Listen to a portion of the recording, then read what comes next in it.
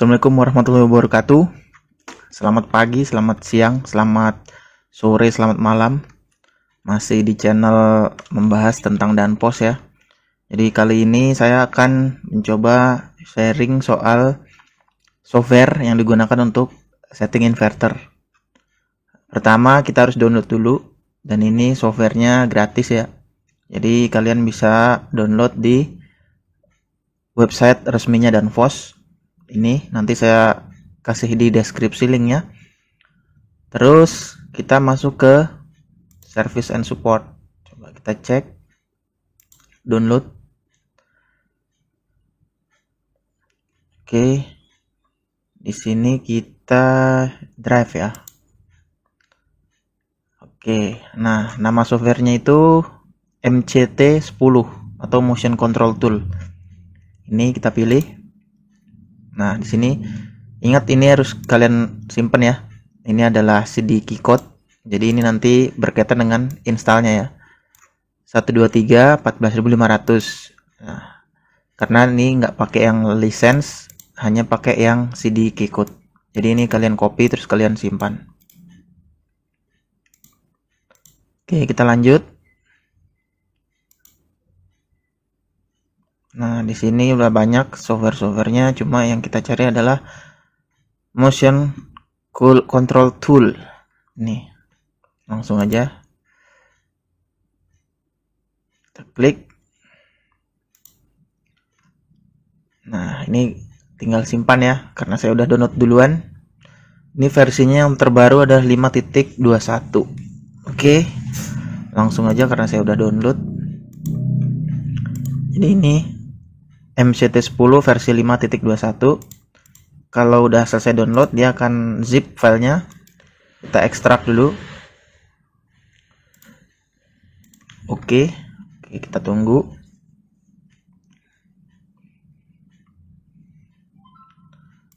Ini setelah kita ekstrak, dia akan berupa Windows installer ya. Langsung aja klik kanan. Kita run. Mana run ya? Install, sorry.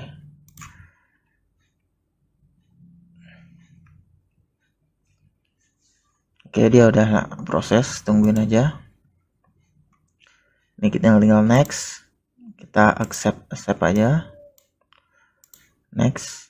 Nah, ini username-nya, misalnya ini namanya ya. Lalu bisa ini perusahaannya apa? Bisa. Ininya pilih di all user. Next. Nah, CD key ini kita masukin yang tadi ya. Yang udah kita copy. Nih. Jadi ingat sebelum kalian download tadi, kalian copy dulu biar kalian nggak lupa. Lisensi key-nya nggak usah, kita install yang basic aja ya. Oke, next. Pilih yang complete. Next. Kita install. Kita tunggu, mungkin prosesnya agak sedikit lama karena filenya cukup lumayan besar.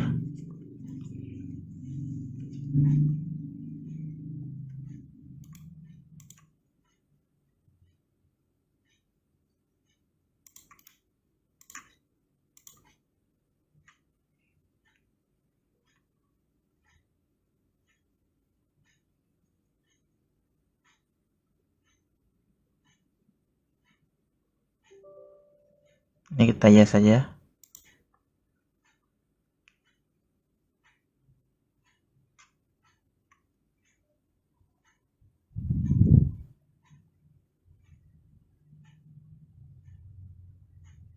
Ya, prosesnya emang agak cukup lama ya.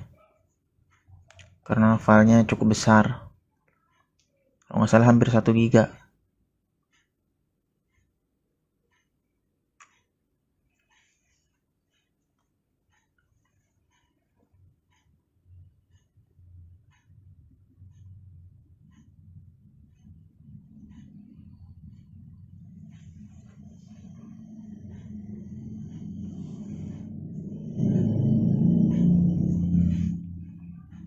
Bisa ditunggu sambil bikin kopi dulu mungkin.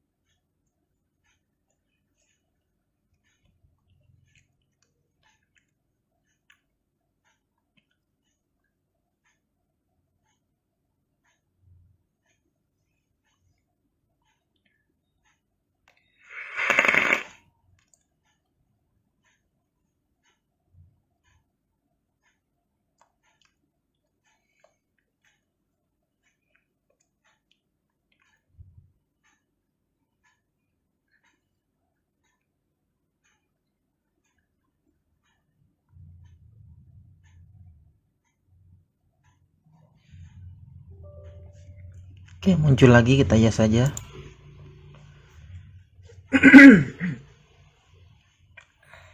Tidak muncul lagi, kita yes lagi.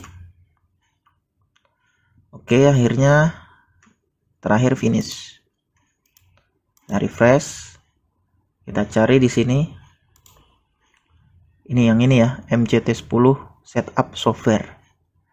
Oke, kalau sudah keinstall, kita bisa coba kita open ya. Nah, ini nggak apa-apa, pencet OK aja. Karena ini kita yang pakai basic version, makanya dia muncul. Nggak bisa multiple drive dalam sekali ambil. Jadi kita hanya satu drive. Terus ini nggak bisa lebih dari 4 kalau di project. Oke, ini ada bedanya ya, project dengan multi drive ini nanti saya akan jelaskan sedikit. Sebelum nanti kita connect ke inverter nantinya. Ini kita OK aja dulu.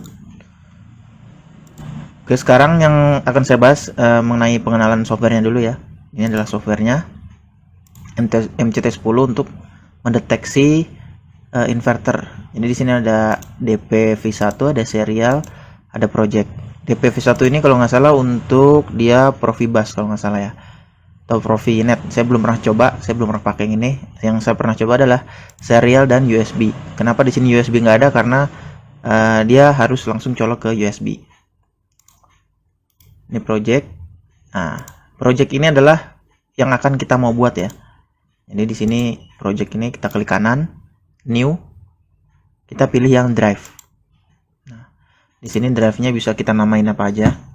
Misalnya kita namain contohnya aja ya, test drive. Oke. Lalu di sini kita cari tipenya. Karena dari kemarin kita bahas masih FC51 ya. Coba kita cari apakah ada FC51. Nah, di sini ada FC051. Nah, lalu di sini kita pilih KW-nya sesuai dengan yang kita punya, atau mau coba-coba juga yang mana aja boleh. Di sini kita coba yang 2,2 kW. Di sini adalah tegangannya. Sesuaikan dengan kalau udah punya inverternya, sesuaikan aja. Di sini akan saya coba dengan yang 380. Yang ini ya. 3 pas. Ini 3P ini 3 pas ya. 1P itu 1 pas. Ini tegangannya, range-nya. Kita coba yang ini. Oke, ini software versi. Kita coba yang software paling terbaru. Oke, kita nggak pakai option. Di sini nggak ada optionnya. Nah, di sini ada field busnya, cuma kita nggak pakai. Kita oke dulu ya. Nah, di sini udah keluar.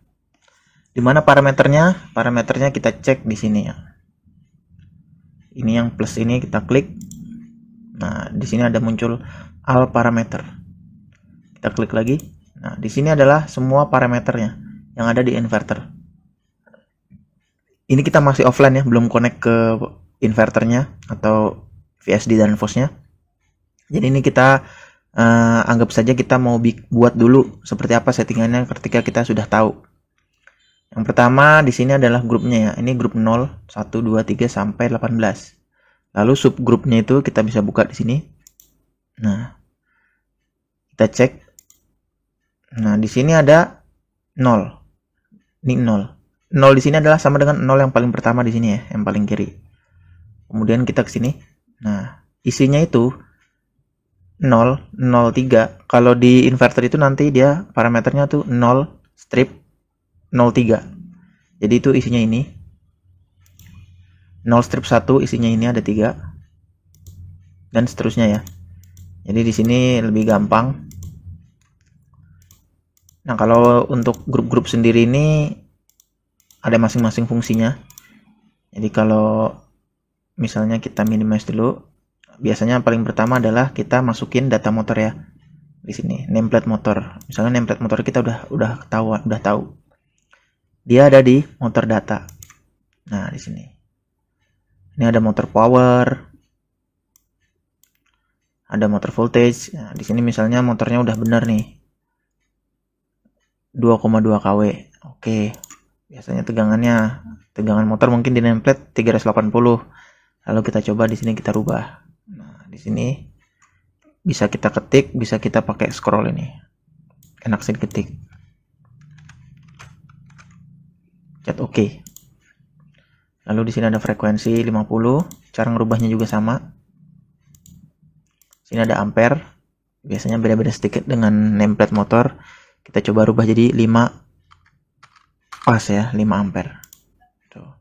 Ini ada 5,00. Ini satuannya A, ampere. KW, volt, Hz, A, RPM. Nah, ini RPM ini biasanya kan ada di nameplate motor juga. Isi aja sesuai dengan nameplate motor. Misalnya 1475 misalnya. Lalu pencet OK. Ini masih offline, jadi semuanya akan langsung tersimpan di sini, tapi belum tersimpan ke inverter karena dia masih di project ini ya. Nah, di sini ada macam-macam, semuanya jadi lebih jelas kelihatan. Ada rem, di sini rem up-nya, rem down-nya, jadi kita bisa tahu berapa. Lalu di sini ada digital input-nya, misalnya digital input-nya fungsinya apa aja di sini, nomor 18, 19, dan ini misalnya start. Mau dirubah jadi apa? Di sini aja banyak pilihannya. Oke, di sini ada relay juga. Mau fungsinya sebagai apa? Di sini bisa sebagai untuk ngapalin beberapa parameter yang sering digunakan ya. Jadi lebih enak, lebih gampang carinya. Di sini ada alarm, misalnya alarm apa itu nanti ke pas online. Biasanya pas kita connect ke inverter dia ngedeteksi ada inverter apa. Di inverter itu ada alarm apa. Nah, misalnya udah selesai, baru kita bisa masukkan itu ke inverter.